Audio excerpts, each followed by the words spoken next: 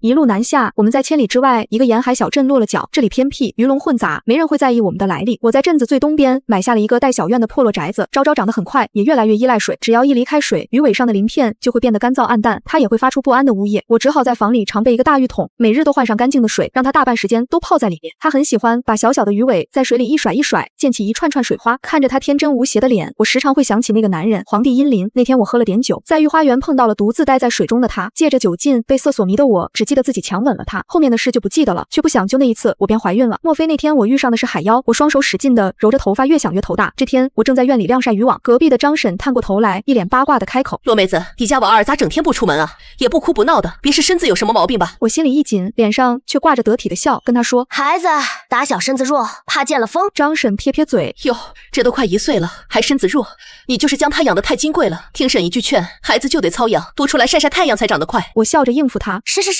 等他再大点，一定带出来。”张婶还要再说，云舒端着一盆水从屋里出来，不小心脚下一滑，哗啦一声，水全泼在了张婶脚下。张婶惊得跳脚，对着云舒厉声呵斥：“你这丫头没长眼睛啊！你家主子怎么教你的？这是冲撞了我大度不跟你计较。要是哪天冲撞了贵人，你这对招子怕是不想要了。”云舒连忙对着张婶连声道歉，说自己不是故意的。我赶紧上前打圆场，连声赔罪，才把张婶送走。关上院门，云舒才松了口气，拍着胸口跟我说：“娘娘，刚才吓死我了，我真怕他硬闯进去，这要是皇子的身份被发现了怎么办？”我摇摇头，叮嘱他以后要更小心。夜里，昭昭忽然发起高烧，浑身滚烫，昭昭的小鱼尾巴无力地垂在水里，尾巴上的鳞片也变得暗淡，没有光泽。我急得不行，只能在原地转圈圈。云舒满脸焦急地问我：“娘娘，这可怎么办啊？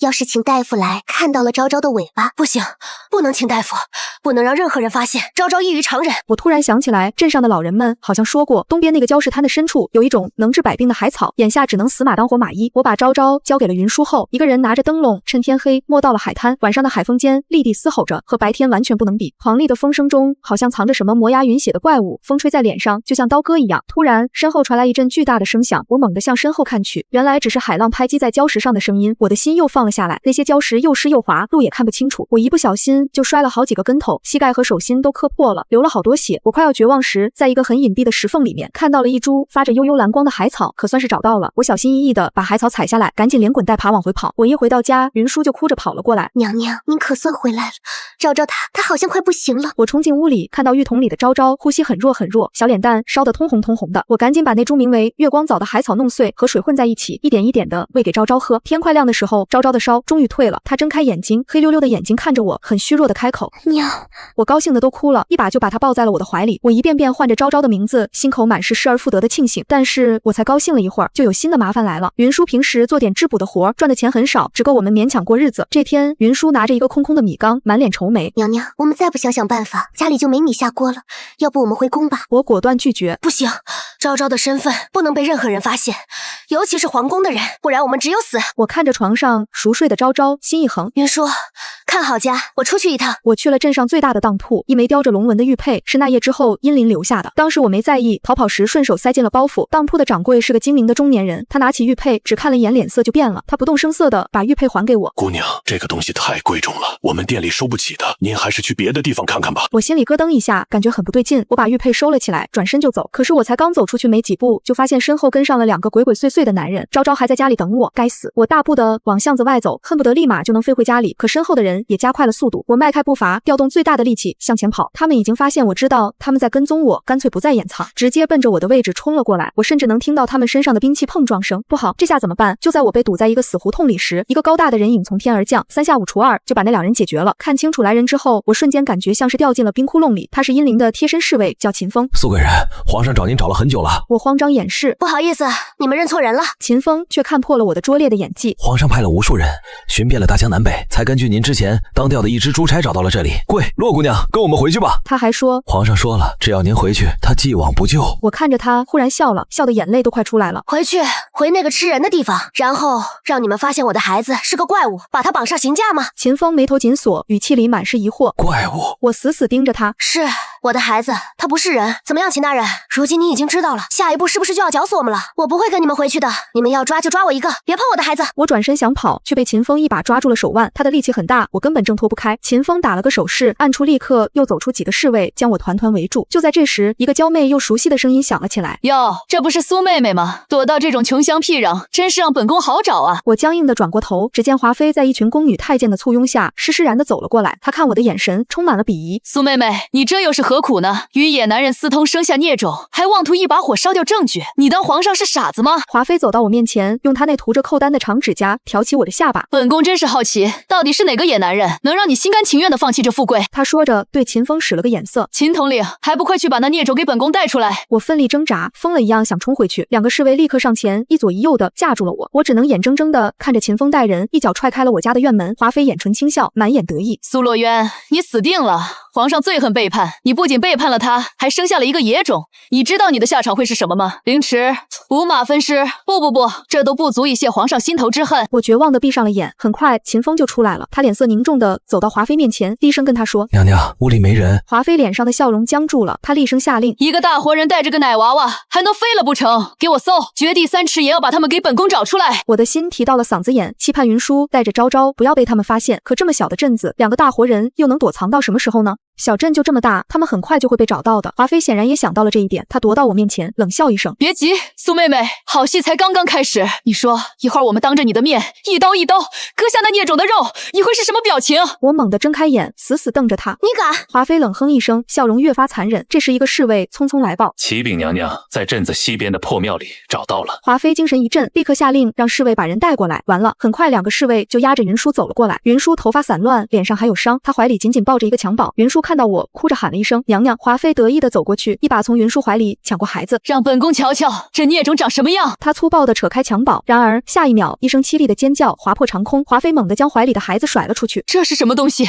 怪物！这孩子是个怪物！我心脏骤停，想也不想就挣开侍卫，飞扑过去。在襁褓落地的前一秒，我接住了她，怀里的昭昭被吓到了，放声大哭。周围的侍卫和宫女太监们全都吓傻了，一个个瞪大眼睛，指着我的孩子窃窃私语：“天哪，那是什么？鱼尾巴？人怎么会长出鱼尾巴？这是个妖怪啊！”华妃被吓得脸都白了，她一直后退，指着我，声音都在发抖：“妖怪！苏洛渊，你竟然生下了一个妖怪！”她转过头去看秦风，然后厉声下令。秦风也愣住了，他看着我怀里的昭昭，眼神很复杂，但是他没有动。华妃看到秦风没动，顿时急了。秦风握紧了腰间的刀柄，好像在犹豫。我抱着昭昭，一步一步的往后退，把她紧紧的护在我的怀里。他不是妖孽，他是我的孩子，谁敢动我的孩子，我就跟他拼了！华妃被我的气势吓得一滞，随即恼羞成怒：“反了你了！来人，把这个妖妇和他的小妖怪一起拿下，若有反抗，格杀勿论！”几个侍卫对视一眼，提着刀朝我逼近。我抱着孩子，退无可退。我绝望地看着那些闪着寒光的刀刃。就在这千钧一发之际，一个清冷低沉的声音从巷口传来：“住手！”所有人都循声望去，是殷林。我看着他，心却彻底沉了下去。这下是真的完了，终究还是被他发现了。皇帝的孩子却不是他亲生的，甚至是个怪物。他会下令将我们在这里烧死吗？还是带回皇宫再处置？我心里满是错愕，不明白他怎么会来。在场的所有人，包括华妃，都跪了下来。众人齐声行礼，参见皇上。殷林没有理会任何人，他的目光越过所有人，直直地落在我身上，落在我怀里那个还在啼哭、暴露着鱼尾的婴儿身上。他的表情好平静。完了，这下真要死了。我抱着昭昭，紧张得快无法呼吸，空气仿佛停住了，所有人都不敢开口。华妃跪在地上，已经迫不及待地开始告状。她对着皇上哭诉，说臣妾就说苏洛渊与人私通，珠胎暗结，您还不信？她跟皇上说，我生的根本就不是人，是个妖怪，这种妖物降世乃国之大凶。她恳请皇上立即下旨，将我们这对妖物母子就地烧死，以安天下人心。她的话音刚落，我就感到一股凌厉的视线落在了自己身上，我下意识地把昭昭抱得更紧了。我看着她，眼泪不受控制地涌了出来。皇上，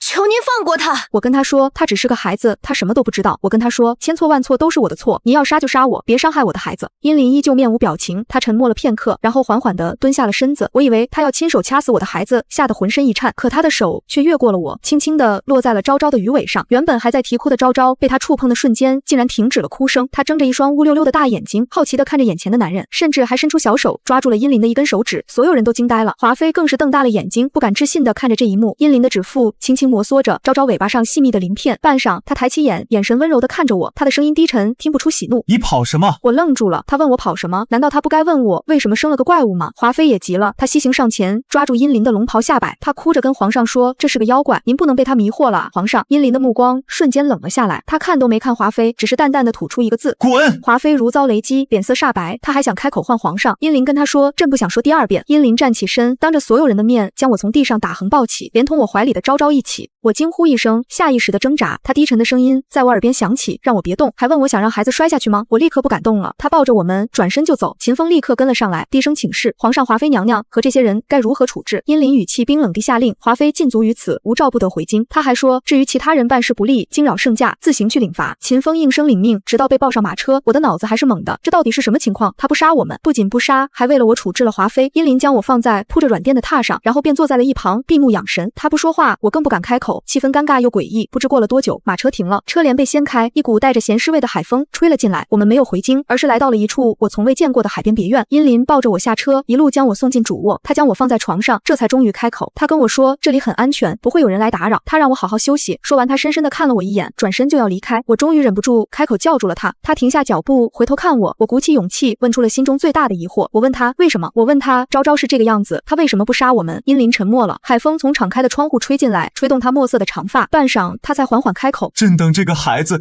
等了很久了。我彻底糊涂了，他等了很久，什么意思？殷琳没有再解释，他离开了。接下来的日子，我跟昭昭就住在了这栋别院里。殷琳没有限制我们的自由，但别院外有秦风和他的侍卫层层把守，我们哪也去不了。这和换个地方囚禁有什么区别？但这里的条件比海约镇那个破院子好了千百倍。最重要的是，别院里有一个引了活海水的巨大池子，昭昭在里面快活得像条真正的小鱼。殷琳每天都会来，她不怎么跟我说话，大多数时间都只是静静地坐在池边，看着昭昭在水里嬉戏。有时候她会伸出手让昭昭抓住她的手指，有时候她会亲自喂昭昭吃一种我没见过的碾碎了的蓝色珍珠。昭昭很喜欢她，甚至超过了我这个娘亲。这天，云舒匆匆跑来找我，神色慌张。她跟我说：“娘娘不好了，京城来人了。”我心头一紧，问她是谁。她跟我说是太后娘娘派来的人。太后她派人来做什么？很快，一个穿着体面的老嬷嬷就带着几个宫女出现在了我面前。老嬷嬷对我还算恭敬，屈膝行了一礼。她跟我说，太后娘娘奉体抱恙，思念皇上，特遣老奴来请皇上回宫。她还跟我说，太后听闻我为皇上诞下子嗣，心中甚慰，让我好生休养，待我身子好转，便接我和小皇子回宫团聚。我听着她的话，手脚冰凉。接我们回宫是要将昭昭的秘密公之于众吗？老嬷嬷似乎看出了我的担忧，她上前一步，压低了声音，她让我放心，说我小皇子的事，皇上早已安排妥当。她跟我说，太后娘娘那边皇上也只会说，小皇子天生体弱，需在海边静养，暂时不能面见外人。我稍稍松了口气。殷琳，她这是在保护我们，可她为什么要这么做？殷琳最终还是跟着老嬷嬷回京了。临走前，她来见了我们，她站在池边，看着在水里熟睡的昭昭，看了很久很久。她忽然开口叫我的名字，洛渊。我浑身一僵，照顾好她，等我回来。说完，她便头也不回地走了。我看着她的背影，心里五味杂陈。殷琳走后，别院安静了许多。我以为我们能暂时过上一段平静的日子。半个月后的一天夜里，别院突然闯入了一大批黑衣人，他们训练有素，悄无声息地解决掉了外围的侍卫。当秦风带着人发现时，对方已经冲进了主院。秦风的吼声划破夜空，大喊着有刺客，让众人保护娘娘和小皇子。我被惊醒，抱着昭昭想从密道逃走，可我们还是晚了一步。一个黑衣人破窗而入，手里的长刀直直地向我劈来。云舒尖叫着提醒我小心，想推开我，却被另一个黑衣人缠住。我抱着孩子，根本躲闪不及。就在我以为自己必死无疑时，秦风及时赶到，一脚踹飞了那个黑衣人。秦风浑身是血，显然已经经历了一场恶战。他大声让我快走，更多的黑衣人涌了进来，将我们团团围住。秦风以一敌十，渐渐落了下风。我抱着昭昭退到墙角，心沉到了谷底。这些人是谁派来的？他们的目标是我还是昭昭？就在秦风快要撑不住的时候，一个熟悉的身影从黑衣人身后走了出来，是华妃。她换下了一身华服，穿着利落的夜行衣，手里提着一把滴血的长剑。她脸上带着疯狂的笑，一步步向我走来。她跟我说：“苏洛渊，没想到吧，我们又见面了。”我死死地瞪着她，问她不是被禁足了吗？华妃像是听到了什么笑话，反问我，以为皇上那道旨意真能困住她。她跟我说，今天就是我们母子的死期。她举起剑指着我怀里的昭昭，她跟我说，皇上被我这个妖妇和这个小妖怪迷了心智，没关系。她说只要我们死了，他就会清醒过来了。她还说他会知道只有他才是最适合站在他身边的人。他已经疯了。秦风怒吼着呵斥华妃，说他敢伤害贵人，皇上不会放过他的。华妃厉笑一声，说皇上只会知道是秦风杀了我们母子，和他没有关系。随即长剑毫不犹豫地向我刺来。我闭上眼，绝望地将昭昭护在身下。然而预想中的疼痛并没有传来，我只听到叮的一声脆响和华妃的惊呼。我睁开眼，看到一个黑色的身影挡在我面前，那人转过头，低声让我快走。我来不及多想，抱着昭昭在云舒的搀扶下拼命往外跑。身后传来华妃气急败坏的尖叫，她厉声下令让手下追，绝不能让我们跑了。我们跑出别院，在海边的礁石滩上看到了了一艘小船，那个救了我的黑衣人已经等在了那里，他让我们快上船。我们刚一上船，他就立刻解开缆绳，将船推向大海。无数支火箭从岸上射来，将我们栖身的别院烧成了一片火海。我回头看着那熊熊燃烧的火焰，心有余悸。我对着那个黑衣人开口道谢，黑衣人摘下了脸上的面罩，月光下露出一张清俊而陌生的脸。他看着我，眼神复杂。我不是来救你的，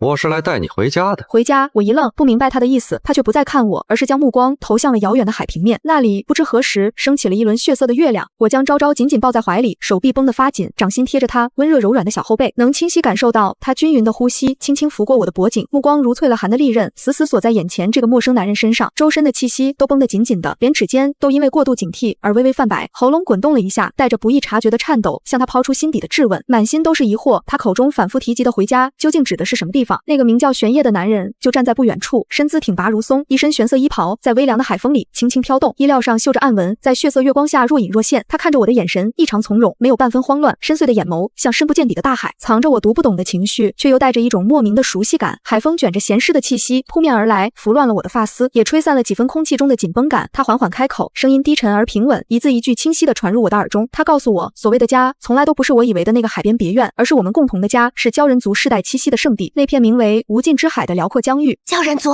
这三个字像一道惊雷，狠狠砸在我的脑海里，瞬间炸开，耳边只剩下嗡嗡的鸣响，连怀里昭昭细微的动静都变得模糊。我怔怔地看着玄烨，眼神里满是茫然与难以置信，嘴唇动了动，又一次向他询问这句话背后的含义，希望能从他口中听到否定的答案。玄烨轻轻叹了口气，那叹息里似乎藏着几分无奈，又有几分释然。他的目光缓缓下移，落在我怀里熟睡的昭昭身上，眼底闪过一丝温柔与珍视。下一秒，他看着我的眼神里忽然翻涌着难以掩饰的兴奋，连语气都比刚才急促了几分，向我缓缓表明那个颠覆我认知的真相。他说，我和他们王的孩子，也就是我怀里的昭昭，是鲛人族名正言顺的下一任王，是全族的希望，而我作为少主的母亲，就是他们未来的王后。我整个人都傻掉了，浑身的血液仿佛在这一刻凝固，僵在原地，连呼吸都变得停滞。怀里的昭昭似乎感受到了我的僵硬，轻轻动了动小脑袋，大脑一片空白，所有的思绪都被这突如其来的消息搅得支离破碎，只剩下无尽的震惊和茫然，连指尖都开始不受控制的颤抖。我猛地回过神来，急切地向前迈了一步，眼神里满是焦灼，紧紧盯着玄烨，一遍又一遍地向他追问，他口中所说的那位王到底是谁？玄烨看着我急切的模样，没有丝毫隐瞒，语气平静地告诉我，他们的王并非旁人，正是我们在陆地上尊称为皇帝的那个男人殷林。听到殷林这两个字，我只觉得天都要塌下来了，浑身的力气仿佛被瞬间抽干，若不是怀里抱着昭昭，恐怕早已瘫倒在地。殷林那个沉默寡言，总是一身龙袍加身，周身散发着帝王威严的男人，竟然是鲛人，这怎么可能？我在心底疯狂的呐喊，无数个疑问涌上心头。他明明有着和正常人一样的双腿，能自如的在陆地上行走，怎么会是生活在海里的鲛人？我根本无法相信这个事实，情绪瞬间失控，提高了音量，向玄烨大声反驳，语气里满是质疑，追问他，若是殷林真的是鲛人，为何会拥有双腿，能在陆地上行走自如？玄烨的表情瞬间变得很奇怪，没有了刚才的从容，也没有了之前的兴奋，取而代之的是一种复杂难辨的神色，眼底藏着几分痛惜，还有几分不易察觉的敬畏。他沉默了片刻，才缓缓开口，语气低沉而沉重，向我解释着其中的缘由，每一个字都像重锤，狠狠砸在我的心上。他说，殷林为了能在陆地上行走，为了能留在我身边，忍受了常人无法想象的非人的痛苦，不惜动用鲛人族的禁术，将自己原本华丽的鱼尾硬生生化作了一双人类的双腿。每一次行走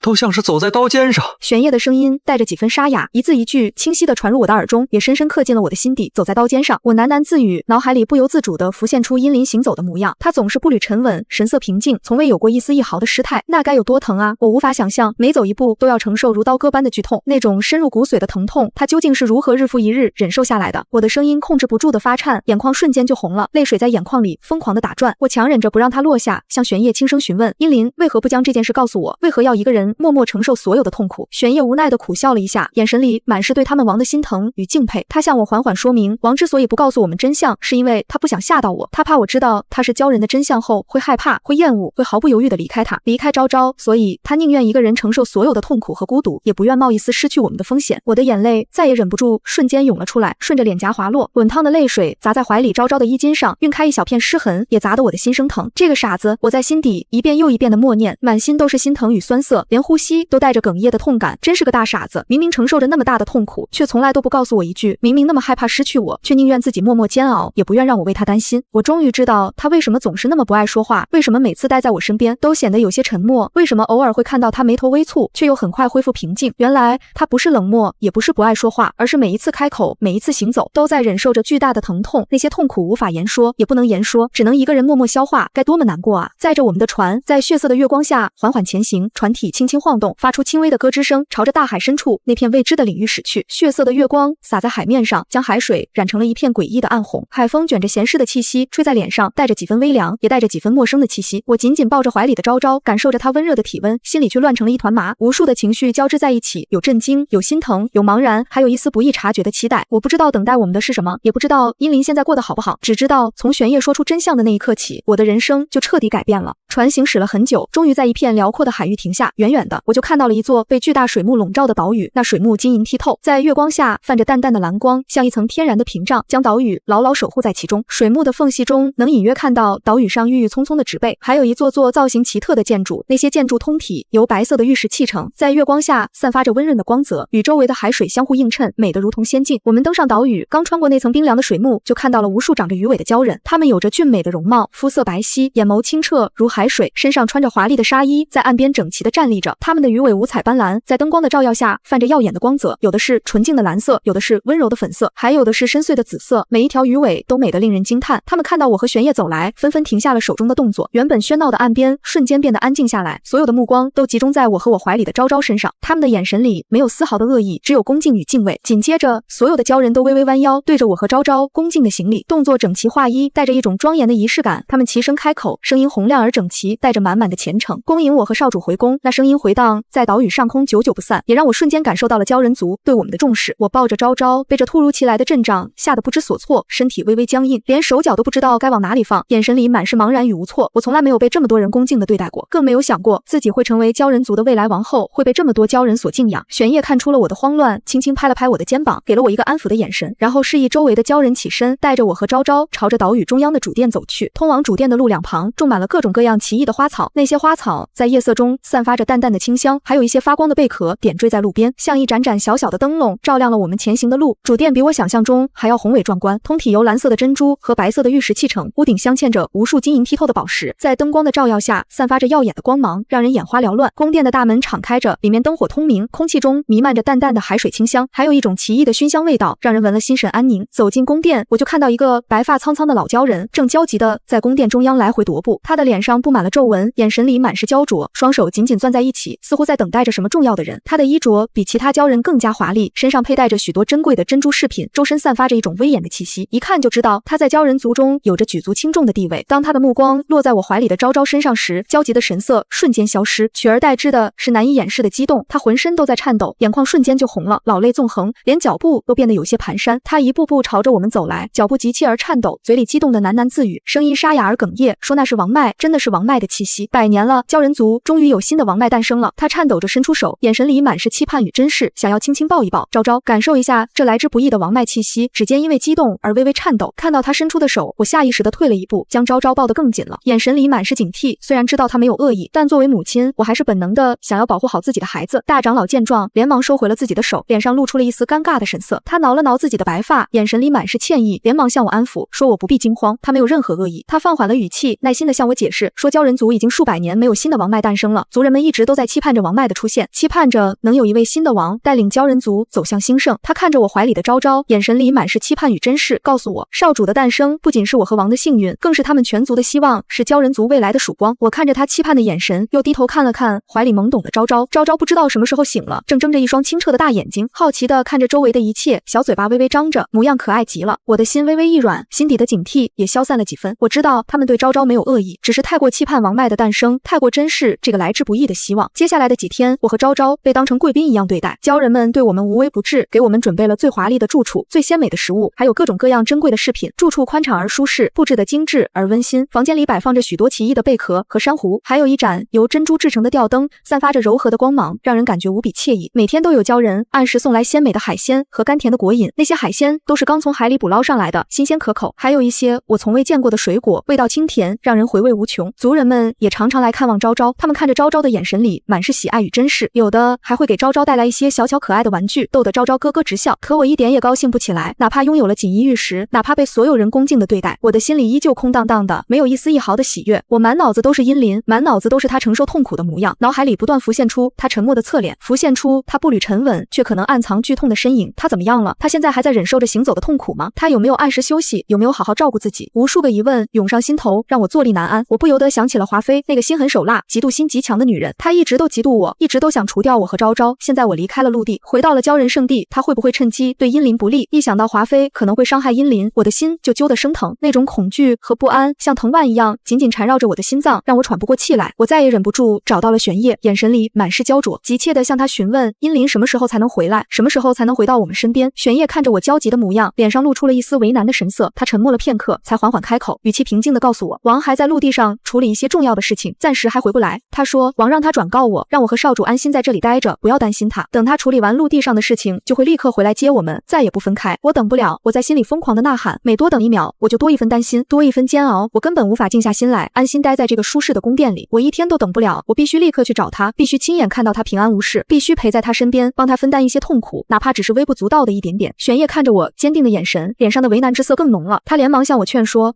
陆地上现在很危险，华妃一党还没有被彻底清除，王佑正在处理朝中事务，我现在回去很可能会遇到危险。他说王之所以让我们留在鲛人圣地，就是为了保护我们的安全，希望我能体谅王的苦心，安心在这里等待，不要冲动行事。我的态度异常坚决，眼神里没有丝毫的动摇。我看着玄烨，一字一句地向他表明，若是他不帮我，若是他不肯带我离开这里，我就自己想办法离开，哪怕前方充满了危险，哪怕可能会遇到不测，我也在所不惜。我一定要去找殷林，一定要陪在他的身边，不能让他一个人承受所有的一切。玄烨看着我，沉默了很久，他知道我一旦下定决心，就不会轻易改变。他无奈地叹了口气，最终还是妥协了，脸上露出了一丝疲惫的神色。他向我表示，好吧，他愿意帮我，愿意带我离开鲛人圣地去找王，但他有一个条件，就是他必须跟我一起去，全程保护我和少主的安全，不能让我们有任何闪失。我连忙点头答应，只要能让我去找殷林，无论是什么条件，我都愿意答应。我看着玄烨，眼神里满是感激，感激他愿意帮我，感激他愿意陪我一起去面对那些未知的危险。当天晚上，趁着夜色渐深，族人们都已经休息，玄烨悄悄准备好了一艘小船，带着我和昭昭悄悄地离开了鲛人圣地，朝着陆地的方向驶去。夜色漆黑，海面上风平浪静，只有小船划过水面的轻微声响，月光洒在海面上，泛着淡淡的银光，照亮了我们前行的路，也让我心底的不安稍稍缓解了几分。经过一路的颠簸，我们终于回到了陆地上，脚下踩着坚实的土地，那种熟悉的感觉让我紧绷了许久的心稍稍放松了一些。玄烨抱着昭昭，我跟在他身边，快步朝着我们之前居住的海边别院走去，心里满是急切，想要尽快收拾一些东西，然后立刻赶往京城去找殷林。可当我们赶到海边别院的时候，眼前的一幕让我瞬间僵住了，心底的最后一丝希望也瞬间破灭了，只剩下无尽的震惊和恐惧。那座曾经温馨舒适的海边别院已经被烧成了一片废墟，断壁残垣之间还残留着未熄灭的火星，空气中弥漫着浓重的焦糊味和烟火气，呛得人忍不住咳嗽。曾经翠绿的树木如今已经被烧成了焦炭，倒塌的房屋横梁漆黑一片，散落的碎片遍地都是，再也看不到一丝往日的模样，显得无比凄凉。我看着眼前的废墟，身体微微颤抖，眼泪瞬间涌了出来。我不敢想象这里到底发生了什么，殷林是不是来过这里？他是不是遇到了危险？玄烨看出了我的慌乱和恐惧，轻轻拍了拍我的肩膀，给了我一个安抚的眼神，语气坚定地告诉我，别担心，王吉人天相一定不会有事的，我们现在必须尽快赶往京城，才能知道王的消息。我用力点了点头，擦干脸上的泪水，压下心底的恐惧和不安，跟着玄烨快步离开了海边别院，在路边找到了几匹快马，一路快马加鞭，朝着京城的方向疾驰而去。马不停蹄地赶路，沿途的风景飞速倒退，耳边只有马蹄声和呼啸的风声。我坐在马背上，紧紧抓着缰绳，眼神里满是焦灼，恨不得立刻就能赶到京城，看到殷林平安无事。经过一天一夜的奔波，我们终于赶到了京城。可刚到京城门口，就感受到了一种异常紧张的气氛，与往日的繁华热闹截然不同。京城的城门紧闭，城墙上站满了手持长矛的士兵，他们神色严肃，戒备森严，眼神警惕地盯着来往的行人，气氛压抑的让人喘不过气来。街道上行人稀少，家家户户都闭门不出，偶尔有几个行人匆匆走过，也是神色慌张，低声交谈着，脸上满是不安的神色。整个京城都笼罩在一片恐慌之中。我们好不容易才趁着士兵换岗的间隙，乔装打扮了一番，混进了京城。一进城就立刻拉住一个匆匆走过的路人，急切地向他打听京城到底发生了什么事情，为什么会变得如此戒备森严。那个路人看了我们一眼，眼神里满是慌张，压低了声音，匆匆地告诉我们，京城出大事了，皇帝陛下遇刺了，身受重伤，至今还昏迷不醒，没有醒来的迹象。我听到这个消息，只觉得眼前一黑，浑身的力气仿佛被瞬间抽干，若不是玄烨及时扶住我，恐怕早已从马背上摔了下来。怀里的昭昭也被吓得轻轻哭了起来。遇刺、身受重伤、昏迷不醒，一个个可怕的词语像重锤一样狠狠砸在我的心上，让我心疼得无法呼吸，脑海里一片空白，只剩下无尽的恐惧和绝望。我强忍着心底的痛苦和恐惧，又连忙向那个路人追问，行行刺皇帝的人是谁？是谁这么大胆，竟然敢行刺当今皇上？那个路人又压低了声音，语气里满是忌惮，告诉我们，行刺皇帝的竟然是华妃，那个一直备受皇帝宠爱的女人。谁也没有想到，她竟然会做出这样大逆不道的事情。他说，华妃不知道从哪里找来了一把涂了剧毒的匕首，在阴灵回宫的路上，趁其不备，狠狠刺伤了他。那剧毒无比，太医们束手无策，只能眼睁睁地看着皇帝陛下昏迷不醒。现在太后已经执掌朝政，下令将华妃一党全部下狱，严查此事。满朝文武人心惶惶，生怕自己受到牵连，整个朝堂都陷入了一片动荡之中。我听完路人的话，眼泪再也忍不住，瞬间涌了出来，浑身都在颤抖。殷林，他本来就因为禁术化作双腿，每天都在承受着如刀割般的痛苦，现在又中了剧毒，身受重伤，他怎么能承受得住？我紧紧抓着玄烨的胳膊，指甲几乎要嵌进他的肉里，眼神里满是焦灼和绝望，急切地向他表示，我要见殷林，我必须立刻见到他，我要看看他到底怎么样了。玄烨的脸色也变得异常凝重，他看着我，语气沉重地向我分析，现在皇宫守卫森严，比平时还要戒备百倍，我们就这样硬闯进去肯定不行，不仅见不到王，还很可能会被当成刺客抓起来，到时候就真的无能为力了。我急得快疯了，眼泪不停地往下掉，心里像被火烧一样难受。我抓着玄烨的胳膊，一遍又一遍地向他追问办法，说我不能眼睁睁看着殷林死，我不能失去他，无论付出什么代价，我都要救他。玄烨沉默了片刻，眉头紧紧皱起，陷入了沉思之中，他的眼神里满是凝重，似乎在思考着可行的办法。周围的气氛变得更加压抑，连空气都仿佛凝固了。过了很久，他才缓缓抬起头，眼神里闪过一丝坚定，向我提出，现在只有一个办法，或许能救王，那就是潜入天牢，找到华妃，从他手中拿到解药。天牢，我在心底默念着这两个字，浑身不由得打了一个寒战。我早就听说过天牢是关押重犯的地方，戒备森严，里面阴暗潮湿，危机四伏，比皇宫还要危险百倍，那里守卫众多，机关重重，只要稍微不小心就会丢掉性命。可现在除了这个办法，再也没有其他的出路了。为了殷林，为了能救他，就算再危险我也必须去。我用力点了点头，眼神里满是坚定，告诉玄烨，我愿意去，无论天牢有多危险，无论会遇到什么困难，我都要潜入天牢，找到华妃，拿到解药，救殷林一命。玄烨看着我坚定的眼神，点了点头，语气坚定地告诉我，他会一直陪着我，保护我的安全，我们一起潜入天牢，一定能拿到解药，救回王。当天晚上，趁着夜色渐深，皇宫和天牢的守卫稍微松懈了一些，玄烨带着我乔装打扮成禁军的模样，悄悄潜入了天牢。天牢里阴暗潮湿，空气中弥漫着浓重的腐臭和血腥味，呛得人忍不住恶心。墙壁上布满了青苔，角落里还散落着一些破旧的锁链和刑具，显得无比阴森恐怖。脚下的地面泥泞不堪，每走一步都会发出轻微的咯吱声，还有老鼠在角落里窜动的声音，偶尔传来囚犯的哀嚎声，让人不寒而栗。我们小心翼翼地在天牢里穿行，压低了声音，避开了巡逻的守卫，沿着阴暗的走廊一步步朝着天牢最深处走去。那里是关押重犯的地方，华妃应该就在那里。一路上我们遇到了不少守卫，都凭借着玄烨的机智和过人的身手，有惊无险地避开了。终于在天牢最深处的一间牢房里，我们找到了华妃。那间牢房阴暗狭小，墙壁上布满了污渍，地面泥泞不堪，空气中的腐臭和血腥味更加浓重。华妃被关在牢房里，披头散发，头发凌乱地贴在脸上，遮住了她大半的容貌。她身上的华丽宫装早已被污秽沾满，变得肮脏不堪，脸上也布满了灰尘和泪痕，哪里还有半分往日艳光四射、娇贵跋扈的模样，看起来狼狈不堪。她蜷缩在牢房的角落里，眼神空洞，嘴里时不时的喃喃自语，不知道在说些什么，整个人看起来疯疯癫癫的，与之前那个心狠手辣的华妃判若两人。看到我和玄烨走进来，她先是一愣，空洞的眼神里闪过一丝惊讶，随即像是疯了一样疯狂地大笑起来，笑声凄厉而刺耳，在阴森的天牢里回荡，让人毛骨悚然。她一边大笑，一边抬起头，用那双布满血丝的眼睛死死地盯着我，言语刻薄，充满了嘲讽，咒骂着我，说我竟然还敢回来，竟然还敢出现在她的面前。她咒骂我不知好歹，咒骂我是个妖妇，说我抢走了她的一切，抢走了皇帝的宠爱，现在皇帝遇刺重伤，我也不会有好下场，迟早会和殷林一起去死。我懒得跟她废话，也懒得听她那些刻薄的咒骂，心底的怒火和焦急交织在一起。我冷冷地看着她，语气冰冷地向她询问解药在哪里，把解药交出来。华妃听到解药两个字，笑得更加猖狂了，她捂着肚子，笑得前仰后合，眼泪都快笑出来了，眼神里满是嘲讽和得意，仿佛听到了什么天大的笑话。她向我嘲讽，说我想要解药，简直是在做梦，说那剧毒无解，殷林必死无疑，她就是要看着殷林死，看着我痛苦，看着我一无所有。她一边大笑，一边咒骂殷林活该，说殷林为了我这个妖妇，废了她的位分，毁了她的一切，她不好过，我们谁也别想好过，她要让殷林付出代价，要让我付出代价，我要让她死，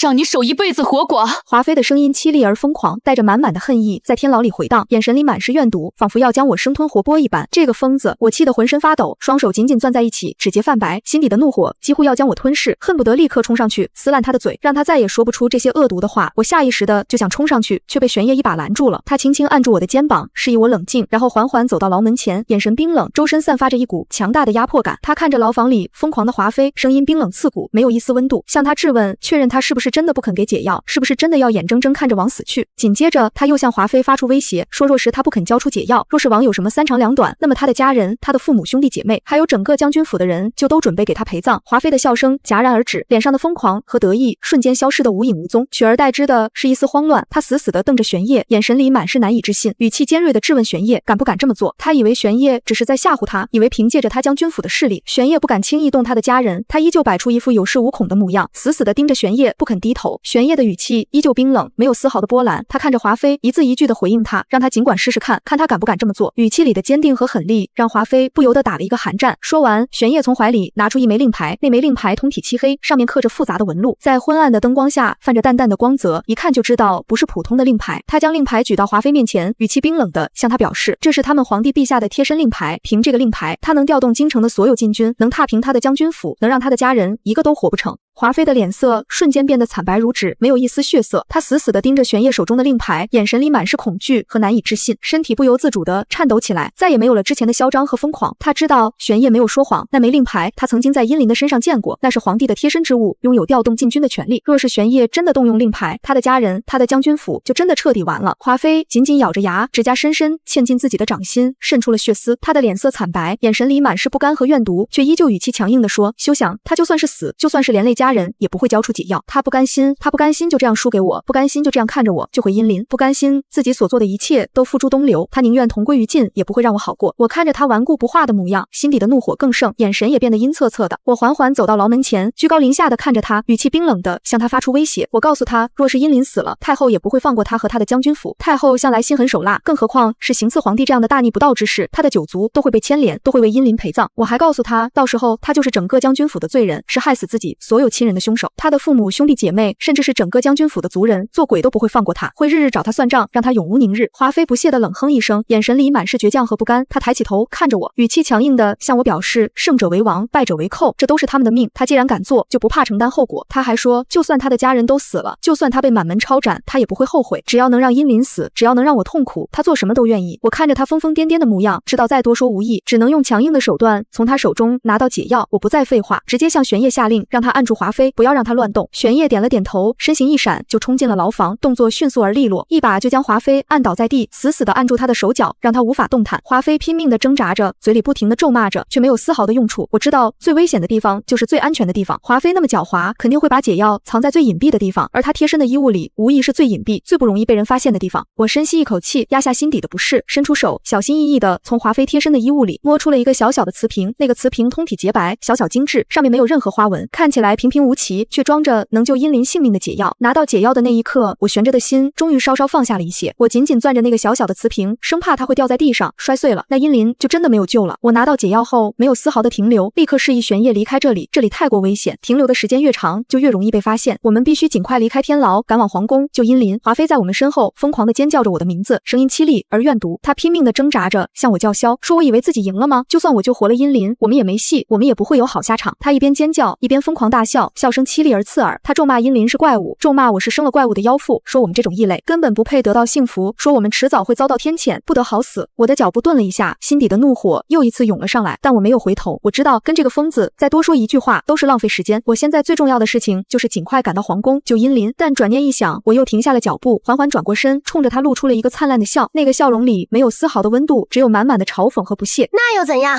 我乐意。我看着他，语气平淡，却带着一种不容置疑的坚定。无论殷林是什么身份，无论我们是什么样子，我都愿意陪在他身边，不离不弃。你就在这里好好的烂掉吧，你放心，你全家很快就会下去陪你的。我的语气冰冷，带着满满的恨意。既然他不肯悔改，既然他要害殷林，那就别怪我心狠手辣。他欠我们的，欠殷林的，我会让他和他的家人一一偿还。说完，我不再看他一眼，转身就跟着玄烨快步离开了牢房，小心翼翼的在天牢里穿行，避开巡逻的守卫，尽快逃离这个阴森恐怖的地方。拿到解药，我们不敢有丝毫的停留，立刻赶往皇宫。玄烨凭借着手中的令牌和过人的机智，带着我很顺利的就潜入了殷林的寝宫，没有被任何守卫发现。殷林的寝宫宽敞而华丽，却弥漫着一股浓重的药味，与往日的庄严华贵截然不同，气氛压抑的让人喘不过气来，连空气都仿佛带着一丝悲凉。殷林躺在宽大的龙床上，脸色青紫，嘴唇干裂，没有一丝血色，呼吸微弱的几乎看不见，身上盖着厚厚的锦被，却依旧能看出他身体的颤抖，模样憔悴的让人心疼。他的眉头紧紧皱着，似乎在承受着巨大的痛苦，即使在昏迷中也没有丝毫的放松，脸上的神色异常痛苦，让人看了心底不由得一阵酸涩。寝宫的角落里跪了一地的太医，他们一个个神色凝重，低着头，脸上满是愧疚和无奈，束手无策，只能能眼睁睁地看着殷林昏迷不醒，无能为力。太后坐在龙床的一旁，满脸悲戚，眼眶通红，脸上布满了泪痕。她紧紧握着殷林的手，不停地擦拭着脸上的泪水，嘴里悲痛地呼唤着殷林，喊着我的儿啊，模样无比憔悴。看到我突然出现，所有人都惊呆了，那些太医们纷纷抬起头，眼神里满是惊讶和难以置信。有人惊讶地叫出了我的身份，语气里满是疑惑，询问我怎么会在这里，怎么会突然出现在皇宫里。太后也抬起头，看到我的那一刻，眼神里满是惊讶，随即又闪过一丝愤怒和不满。她没想到我竟然还敢回来，竟然还敢出现在这里。我没有时间解释，也没有时间理会他们的惊讶和不满，我的心里只有殷林。我快步冲到床边，一把推开围在床边的太医，紧紧握住殷林冰凉的手。我颤抖着双手掰开殷林的嘴，小心翼翼地将瓷瓶里的解药倒了进去，然后轻轻抚摸着他的喉咙，帮助他将解药咽下去，生怕他会呛到。所有人都屏住了呼吸，紧张地看着殷林，整个寝宫都变得鸦雀无声，只剩下殷林微弱的呼吸声，还有太后压抑的抽泣声，气氛紧张的让人窒息。一炷香过去了，殷林没有任何反应，依旧紧闭着双眼，脸色依旧青紫，呼吸依旧微弱。我的心一点点沉了下去，心底的恐惧和绝望又一次涌上心头。2炷香过去了，还是没有任何反应。太医们纷纷摇了摇头，脸上满是无奈和愧疚，低声叹息着，似乎已经放弃了希望，认定殷林已经没有救了。我的心一点点冷下来，浑身都在颤抖，眼泪不停地往下掉。我紧紧握着殷林的手，嘴里不停地呼唤着他的名字，希望他能醒来，希望他能给我一个回应。太后的眼泪已经流得不成样子，她再也忍不住，失声痛哭起来，悲痛地呼唤着殷林，喊着我的儿啊，你醒醒啊，你不能丢下母后一个人啊！就在所有人都以为殷林已经没救了，就在我快要绝望的时候，殷林的手指忽然动了一下，那动作很轻微，几乎让人无法察觉，但我还是敏锐地捕捉到了。紧接着他猛地咳出一口黑血，那黑血带着一股刺鼻的腥臭味，溅在洁白的颈背上，格外刺眼。看到这一幕，所有人都惊呆了，脸上满是难以置信的神色。咳出黑血后，殷林的脸色以肉眼可见的速度恢复了血色，青紫的神色渐渐褪去，嘴唇也慢慢变得红润起来，呼吸也变得平稳了许多，不再像之前那样微弱。太医们喜极而泣，纷纷站起身，激动地大喊着：活了，皇上活过来了，太好了，皇上终于活过来了！语气里满是激动和喜悦，脸上的愧疚和无奈也瞬间被喜悦取代。我也松了一口气，浑身的力气仿佛被瞬间抽干，腿一软，差点摔倒在地。幸好玄烨及时扶住了我。我看着床上渐渐好转的殷林，眼泪又一次涌了出来，这一次却是喜悦和释然的泪水。殷林缓缓睁开眼，那双曾经深邃而威严的眼眸，此刻显得有些疲惫，却依旧清澈。他的目光缓缓移动，第一眼就看到了我，眼神里满是惊喜和失而复得的激动。他的声音沙哑的几乎听不清，却依旧艰难地叫着我的名字，语气里满是虚弱，却又带着满满的思念和牵挂。他挣扎着想坐起来，想要抱抱我，想要确认我是不是真的在他身边。我赶紧按住他，让他别动，语气里满是心疼和焦急，告诉他他的伤还没好，还很虚弱，不能乱动，要好好休息，等他养好了伤，我们再好好说话。他却不管不顾，用尽全身的力气，一把将我拉进怀里，紧紧地抱着我，力道大的仿佛要将我揉进他的骨血里，生怕我会再次离开他，生怕这一切都只是一场梦。你回来了，你终于回来了。他的声音沙哑而哽咽，语气里满是失而复得的激动和喜悦，还有一丝不易察觉的后怕。抱着我的手臂不停地颤抖着，我趴在他的怀里，感受着他温热的体温，感受着他有力的心跳，感受着他失而复得的激动，眼泪再也忍不住，疯狂地涌了出来，浸湿了他的衣襟。我紧紧抱着他，一遍遍地说着对不起，对不起，是我不好，是我没有陪在你身边，是我让你承受了那么多的痛苦，是我让你遇到了危险。他捧起我的脸，用指腹轻轻擦去我的眼泪，动作温柔的不像话，眼神里满是心疼和怜惜。他向我表示，该说对不起的是他，不是我。他向我道歉，说他没有保护好我和孩子，说他不该隐瞒自己是鲛人的真相，不该让我一个人承受那么多的疑惑和恐惧，不该让我和孩子陷入危险之中。殷林醒来，朝堂的动荡很快就被平息了。朝中的事情处理完，殷林做的第一件事就是昭告天下，告诉所有人，昭昭是皇子，是上天赐予的祥瑞，是拥有神龙血脉的鲛人。这个消息一出，举国哗然，所有人都觉得皇帝疯了，竟然说自己的儿子是妖怪。不少迂腐的老臣跪在太和殿外死谏，请求皇帝收回成命，处死妖后和妖子。殷林没有理会他们，他当着所有人的面脱下了龙袍，然后在满朝文武惊恐的目光中，他的双腿化作了一条巨大而华丽的青色鱼尾。那一刻，所有人都傻了，他们高高在上的皇帝竟然真的是个妖怪。现在谁还觉得朕的儿子是孽种？殷林的声音冰冷而威严，响彻整个大殿，再也没有人敢说话了。他们一个个吓得面如土色，跪在地上瑟瑟发抖。从那天起，再也没有人敢议论我和昭昭的身份，他们看我的眼神从鄙夷变成了敬畏。在那个被水幕笼罩的鲛人圣地，殷林为我举办了一场空前盛大的婚礼，所有的鲛人都在为我们祝福。昭昭骑在他父皇的脖子上，挥舞着小小的鱼尾，笑得咯咯响。殷林牵着我的手，在万千族人的见证下，为我戴上了一枚用最纯净的蓝色珍珠做成的戒指。洛渊，我爱你。他看着我，眼神是我从未见过的温柔和深情。他向我诉说，从见到我的第一眼起，他就知道我是他此生唯一的劫。他向我坦言，他曾以为我们之间隔着人与妖的鸿沟，永远不可能。他向我表示，但现在他很庆幸，他没有放弃。我看着他，眼眶湿润。原来那晚的事情不是意外，是他蓄谋已久的温柔陷阱。他早就爱上了我，只是不敢说。真是个傻瓜。我踮起脚，主动吻上了他的唇。殷林，